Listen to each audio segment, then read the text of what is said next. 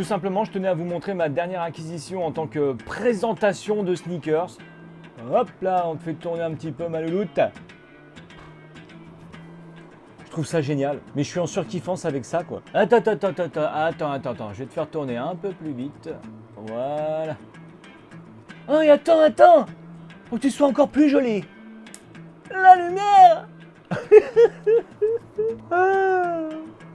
Oh et puis maintenant je les demande à chaque fois, j'en ai rien à faire. Si jamais tu as envie de mettre un petit pouce pour aider la vidéo, pour m'aider moi, franchement je t'en suis reconnaissant. Ce serait super sympa. Tu peux même mettre un petit commentaire. Ce serait méga cool. Et non, tout ça c'est d'un trucage bien sûr. Je suis un acteur né. À moi le Golden Globe. Est-ce que je pourrais regarder une chaussure tourner pendant des heures? Oui.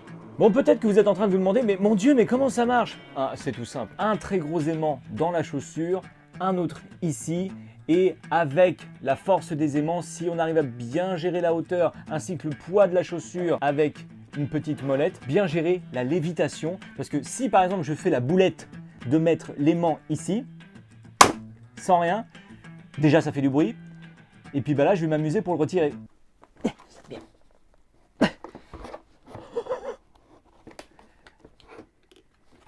Attends. Ah, faut pas abîmer la structure non plus. Hein. Et donc on place l'aimant dans le talon, comme ceci. Ensuite, on approche la chaussure doucement du haut. On essaye de gérer qu'il n'y ait pas trop de force. Voilà, on sent que ça a accroché. On lâche. Je ne sais pas si vous l'entendez, mais il y a un petit ventilateur qui se met en route ici pour souffler sur la chaussure pour qu'elle tourne. Je ne vous cache pas que je trouve ça un petit peu chiant parce que forcément ça fait du bruit. Si je le bouche, ça fait plus de bruit, mais l'air circule là-dedans. Je suis pas sûr que ce soit très bon. Au pire, on ouvre et on déconnecte. Et bien évidemment, on allume. Ah, la régalade. Et est-ce que ça marche avec toutes les chaussures?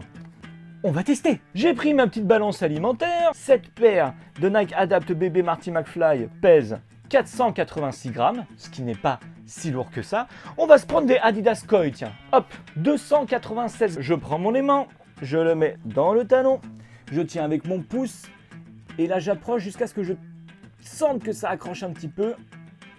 Tac, lâchant que ça a accroché, je replace bien ma chaussure, et je peux lâcher en toute quiétude, et je fais tourner ma coille. Si je vois que ça se balance trop, je stabilise. Voilà. Et je fais tourner tout délicatement avec une touchette comme ceci. Je me régale!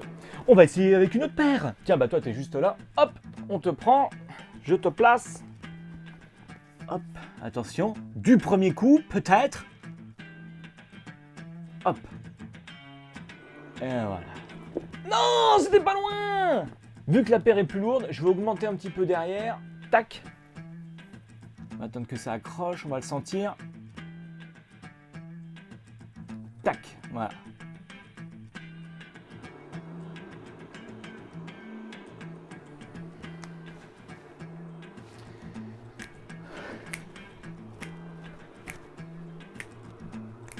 Tu sais que je t'aime? On va prendre quelque chose d'un peu plus lourd. Tiens, toi, je te replace ici. Mes Nike Fear of God Shoot Around, 580 grammes. Oh mon Dieu! Donc avec la forme de la chaussure, forcément comme le talon est un petit peu plus proéminent, on a l'impression que ça touche, mais pas du tout, sinon elle ne tournerait pas. Merci les lois de l'attraction. Oh. Non, franchement c'est magnifique, je kiffe. Tiens, si on mettait sur des Air Max 1 par 1, toutes neuves, jamais portées, pour voir à quel point c'est joli avec une semelle nickel. Hop là, on a senti l'accroche. Voilà, on stabilise. Et je te fais tourner ma louloute. Combien j'ai dépensé pour ça? J'ai dépensé presque 300 $. Ça s'achète uniquement aux États-Unis. Et donc, je vais vous montrer un petit peu la référence de cette machine. Ça s'appelle, alors que je dise pas de bêtises, alors je peux vous dire qu'il n'y a quand même pas grand chose, c'est pas hyper perfectionné. Ça coûte donc 300 €. J'ai juste investi là-dedans parce que voilà, moi les sneakers, en plus ça va me servir pendant mes lives pour faire une jolie déco. Mais je trouve que c'est cher pour ce que c'est. Et un truc dont je suis sûr, c'est que si tu es un petit peu bricoleur, tu vas t'acheter le matos chez Casto, chez Leroy Merlin, tu vas où tu veux, tu fais ce que tu veux, mais je suis sûr que tu peux te le faire toi-même. Ça s'appelle le Hyperlev, ce n'est pas du tout une OP. En plus, je l'ai commandé, je reçois avec DHL, bim, je dois me payer les frais de douane. Normalement, c'était compris dedans, mais je me suis quand même fait... Mais bon, j'en suis quand même extrêmement content et j'ai envie de mettre en lévitation une autre paire, hein, tout simplement. Ça marche sur secteur, bien évidemment, et j'ai envie de te mettre là, voilà. Oh, toi, je vais te mettre. Oh, toi, je vais te mettre. Oh, que je vais te mettre ma petite Jordan 11 Concorde. Oh, tu le sais, hein. Tu le sais, tu le sens. Hein. J'attends que ça accroche. Oh, trop accroché. Et maintenant, tu tournes ma louloute.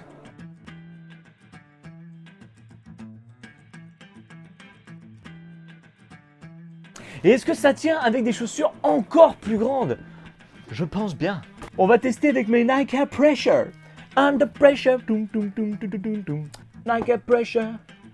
Push it down on me. Push it down on you.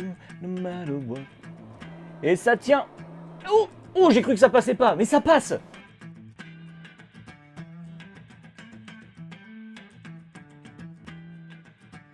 Alors c'est sûr, c'est plus joli avec une paire vraiment neuve parce que dès que tu passes sur une semelle qui a déjà marché, c'est un petit peu plus sale, mais ça reste quand même du domaine du magnifique. C'est absolument une tuerie. Le seul truc qui est quand même un petit peu bizarre, c'est que depuis tout à l'heure, j'ai mis les Air Max 90, j'ai mis les Nike Fear of God, j'ai mis les Nike Air Max Para, j'ai mis aussi les Jordan 11, exactement avec la même configuration de poids, parce que c'est gradué derrière de 1 à 10. Donc si je mets 1, logiquement la chaussure devrait tomber. Il ne se passe rien. Si je mets 10, elle devrait aller se coller parce que je mets une attraction plus forte. Et il ne se passe rien. Donc je pense tout simplement que cette molette, c'est de l'arnaque. C'est pour vous faire croire qu'il y a vraiment une grosse technologie derrière, mais non, il n'en est rien. C'est pour ça que je suis persuadé qu'on peut s'en construire une vraiment soi-même. Alors à moins que je me trompe, hein, ça se trouve il faut un procédé hyper sophistiqué, hein, mais j'ai ouvert à l'intérieur. Franchement, le seul truc que j'ai vu, ce sont des fils électriques pour faire la lumière et le ventilateur. Après, au niveau aimant, bon, j'ai pas voulu tout dévisser parce que j'avais pas envie de démagnétiser ou un truc dans le genre. Je sais pas si c'est possible, mais en tout cas, j'avais pas envie de m'y risquer parce que là, pour avoir une garantie avec des Américains, autant aller te faire fuck. Mais en tout cas, je suis vraiment sur cette régalade. Et on va se quitter sur quelle paire là? Ah oui, tiens, j'ai envie de tester. Ah oui, tiens. On va se quitter là-dessus. Sur les Jordan 5, Prince de Bel-Air, sans lacets. Hop, toujours la même configuration de poids. Allez. Toum, toum, toum, toum. Ah, là par contre, ça accroche, mais... Ah, attends, j'ai peut-être dit une connerie là. J'étais sur quoi? J'étais sur 1. Ah ouais, attends, je vais mettre un peu plus fort. Ah, j'ai bien fait de le faire à la fin. Hein. Attends. Non, elle tient. Ah, elle tient pas là. Attends, il y a un truc là. Attends, mais carrément. Attends, je suis sur quoi là? Je suis sur 8. Oh, il y a peut-être un procédé en fait. Ah.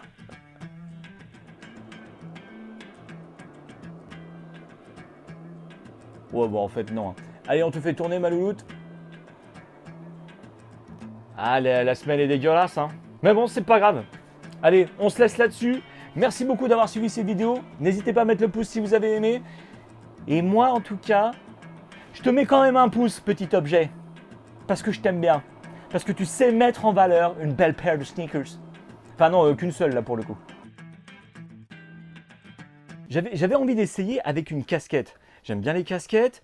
Et est-ce qu'il y a moyen ou est-ce que la casquette est vraiment trop légère et le poids ne va pas fonctionner? Je mets bien sur 1, voilà, au minimum. On va dire... Ah! À enlever, c'est une horreur. Alors, attends. Ah! Non, c'est pas possible! Ah! Ok. Essayons de trouver un subterfuge. Oh! Attends, si je prends une chaussette propre, que je la plie comme ça, que je mets ça là-dedans, que ensuite je le mette dans, dans la casquette. Qu'est-ce qui pourrait éventuellement se passer? C'est non seulement ça a mis du poids, mais en plus peut-être... Ah, je suis pas loin. Je suis pas loin. Hein. Peut-être plus au milieu. Oh, c'est mon défi là. C'est le défi de la vidéo. Hein. Mettre en lévitation une casquette. Hein. Ah, il n'y a pas loin. Oh, il n'y a pas loin. Oh, c'est pas loin. Hein. Peut-être trop épaisse. Je la mets. Hop.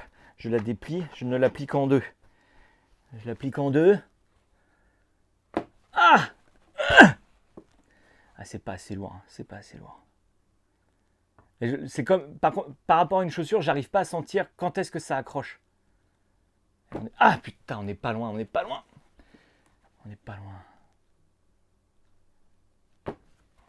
Ça marche pas. Alors attends, peut-être que si je règle un peu comme ça.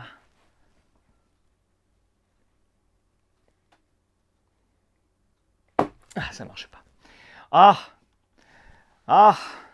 qu'est-ce que je pourrais mettre dessus pour que ça fasse encore un peu plus... On essaye carrément la paire de chaussettes. Ça m'étonnerait que ça marche. Et puis je te cache pas que si on voit les chaussettes dans la casquette quand ça va se mettre en lévitation, ça va être un peu con. Ouais, non, là c'est beaucoup trop épais. Si je mets à balle, ça accroche quand même, mais il n'y a pas cet instant où tu sens qu'elle peut être en lévitation. Merde.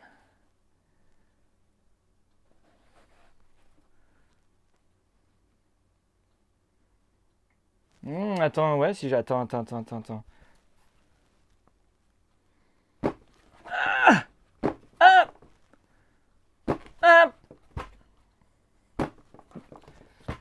Ça ne marchera pas. Merci d'avoir suivi cette vidéo. N'hésitez pas à mettre un pouce si ça vous a plu. Mais en tout cas, ça coûte cher, mais j'en suis quand même bien content. Ça va faire un joli décor. Bien inutile. Mais tout ce qui est inutile est forcément indispensable.